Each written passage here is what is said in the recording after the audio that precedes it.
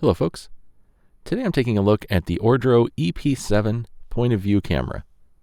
I know it seems like I have some kind of obsession with Ordro cameras, but I genuinely thought I was done after my last video about them.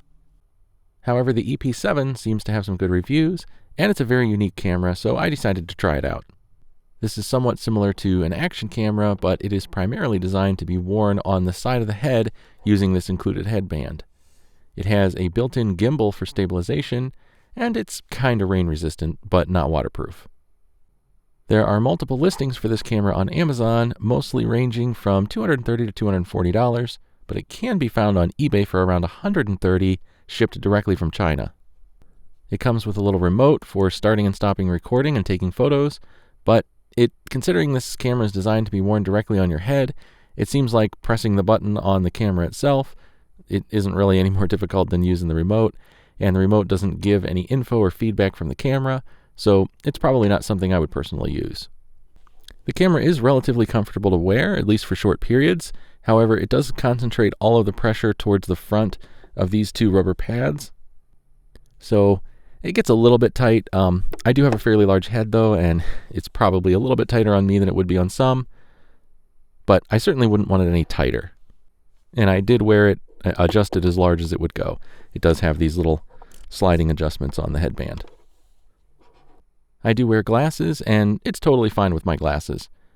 It does press on the arm of my glasses slightly on the right side, right here where this little attachment bracket is, but it's not bad. Positioning the camera on your head is important because it'll get your nose in the shot if it's too far back, or, as I found, it'll get the other camera you're wearing on your head in the shot.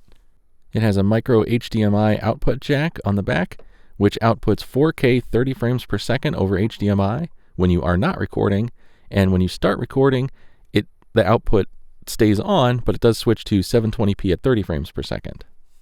There is a 1/4-20 threaded connection behind the little earpiece, though it is sideways. Still, you could work out a way to mount this on a tripod or other support if you really wanted to. I can't imagine these features are what most people will buy this camera for, but hey, it has them. There is a speaker behind the little earpiece, which gives voice feedback when starting and stopping recording, turning Wi-Fi on and off, and it tells you when the memory card needs to be formatted. I found the volume of that little speaker to be plenty loud when not wearing the camera. Start recording.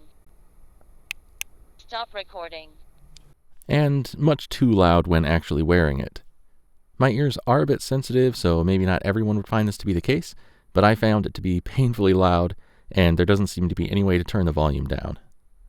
As far as controls on the camera, there's a power button that also turns Wi-Fi on and off, there's a button for taking photos, and a button for starting and stopping video. Operation is very simple. However, if you want to make any other changes, such as resolution or frame rate, you have to use an app. There is an app called OD Cam that lets you control the camera from a smartphone via a Wi-Fi connection. The app is very basic, and it's a bit slow and unresponsive, but it did work for me. The app shows a video feed from the camera, albeit with a slight delay and at a reduced quality and frame rate. It does help you make sure that your framing is correct. Some reviews on the App Store and the Play Store say they couldn't make the app work at all, so bear that in mind. One annoying thing is that once you turn on Wi-Fi, the video and photo buttons on the camera no longer do anything. So if you have the camera connected to the app, you can't just push the button on the camera to start the recording or stop the recording. You have to use the app at that point. So if you start recording with the app, put your phone in your pocket or something, and then you go to stop recording, you can't just push the button on the camera to stop the recording. You have to get your phone back out, open the app back up, and then use the app to stop the recording. It can be kind of frustrating at times. The camera has a built-in battery, and it charges with a standard micro USB cable. I tested battery life inside, not out in the cold, and I charged the camera fully, turned it on, and started recording. The camera died and shut off after 45 minutes, so that is the absolute max you will get on a charge. But if you spend time changing settings or just having it powered on between clips, you will get a lot less actual recording time before the battery dies. I charged the camera up and took it out with me when I was walking around some parks and around town, and I spent some time changing settings in the app and just adjusting and testing things, and I think I only got around 10 minutes of actual video recorded before it actually shut down on low battery. There is a battery gauge in the app, but it does not work at all. For me, it always showed full, even when the camera spoke low battery through the earpiece and shut off. There is no battery gauge or indicator on the camera and no warning before it shuts down. There's really no way to know if you have 20 minutes or 20 seconds remaining.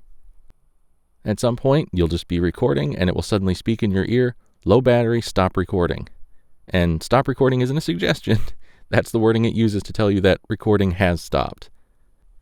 The battery isn't removable, so you can't carry a spare either. However, you can use the camera with it plugged into a USB power source, such as a battery bank, and there are actually pictures online showing people using it in the ads with a wire running down to a battery in their pocket. And it does come with little clips for the band to hold wire. It's nice that it can do this, but wiring it to an external battery kind of limits the convenience and simplicity of the way this camera is. The camera comes set for 4K 30 frames per second, but with the app you can change it to 4K 60 frames per second, 1080p at up to 90 frames per second, and 720p at up to 120 frames per second. There is also the option to record at 720p 120 frames per second that is automatically slowed down in the camera. There really should be quotes around most of those resolutions, but we'll get to that in a minute. There isn't much else you can adjust in terms of settings. You can change the white balance and exposure compensation through the app, but that's it. White balance does a fairly okay job in auto. The colors aren't super accurate, but not too bad. Contrast is boosted pretty high and dynamic range isn't great, so it's not a supernatural looking image overall, but it's not too bad. The camera is advertised as having autofocus, but it doesn't. This is a fixed focus camera. Fortunately, the focus distance is a bit closer than most other Ordro cameras. It's between 1 to 2 feet or so. Unfortunately, the lens is a bit out of alignment or something because the right side of the frame is sharper than the left side. This is true at all distances, but it is a bit more noticeable up close. Other than that issue, image detail in 4K 30 is okay for what it is. It has a ton of digital sharpening applied, which does give it an artificial look at times, and it's way overdone for my taste. There's also some detail loss and artifacts from noise reduction, even in good light.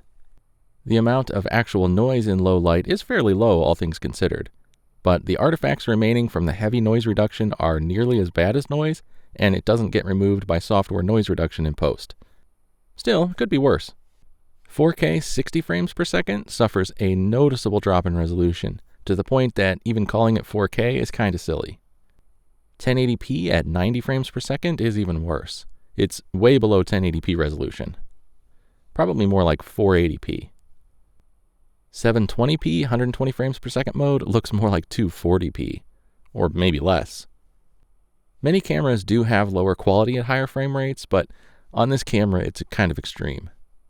The higher frame rates do work, but just don't expect anywhere near the resolution claimed. Audio quality is better than most Ordro cameras. It's actually a 2-track stereo audio file with a good sample rate. It has a fairly neutral tone and it doesn't have a ton of hiss or self-noise.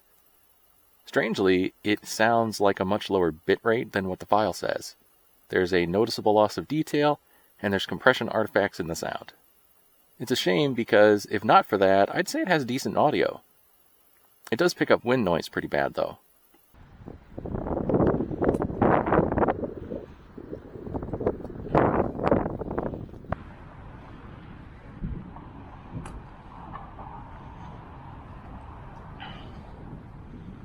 Even a slight breeze causes a lot of wind noise in the video. It's also a bit quiet, so you may have to boost it in post. Overall, the audio is okay, but not great. So now you're seeing video and audio from the Ordro EP7 here at my desk, and maybe this will give you an idea for how it would work for you in a situation like this if you were recording, something that you were doing at a desk, if you were wanting to just make a video of something that you were doing like this, so you can get an idea of, the focus at this distance and that kind of thing. And actually you can see here in this lighting, which is often challenging for these types of cameras, I'd say the color is doing pretty good. I mean, the white balance I think is handling it pretty well. And because I started recording with the app, I can press the button on the camera. It doesn't stop. I have to press the button on the app. Unlike every other Ordro camera, this one actually has image stabilization. It has a built-in 2-axis gimbal. The movement range is obviously limited in this small size, and it only has 2 axes of movement, so it's far from perfect, but it's much better than nothing. It doesn't get rid of all the jerkiness, and the gimbal itself can sometimes seem to sway or suddenly jump one way or another, but again, it's much better than nothing. If you're careful about not whipping your head around as you walk, it's not too bad. Trying to be deliberate with my head movements. I mean, I am looking around a little bit, but, I'm not just like whip panning my head. Well, I did there, but...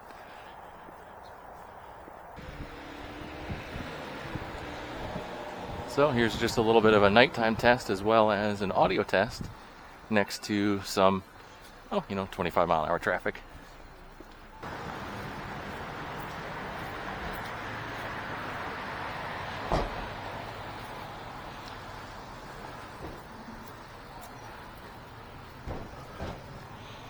Overall, the EP7 is much better than any other Ordro I've looked at. For $130, it's probably not too bad of a value if it'll do what you want, and if you're aware of the limitations with the app, battery life, audio, etc. However, for the price it sells on Amazon, I'd say it's definitely not worth it. Just as an example, right now you can get a DJI Osmo Action and a head strap for less money than the EP7 costs on Amazon. It is a much more versatile camera with better battery life, a removable battery, a built-in touchscreen, much better image quality overall, far better image quality in 4K 60 frames per second, much better slow motion, better image stabilization, better dynamic range, better build quality, it's better in low light, and it has better internal audio and optional external audio. Granted, it doesn't have the convenient built-in headband for wearing on the side of the head like the Ordro does. But a head strap like this one is very cheap, and it works just fine for point of view shots with a standard action camera like the Osmo, and I find that it's pretty comfortable. Ultimately, if the EP7 is exactly what you're looking for and you're okay with the limitations and slow shipping from China, it might be worth a look for $130 or so if you can find it for that. If you're considering it on Amazon for $200 to $240, I think you would be much better off with an Osmo Action or maybe a GoPro 7 or 8, all of which you can find in the price range of the EP7, and all of which are better cameras. So hopefully that was helpful. If you have any questions, let me know. As always, thanks for watching. Take care.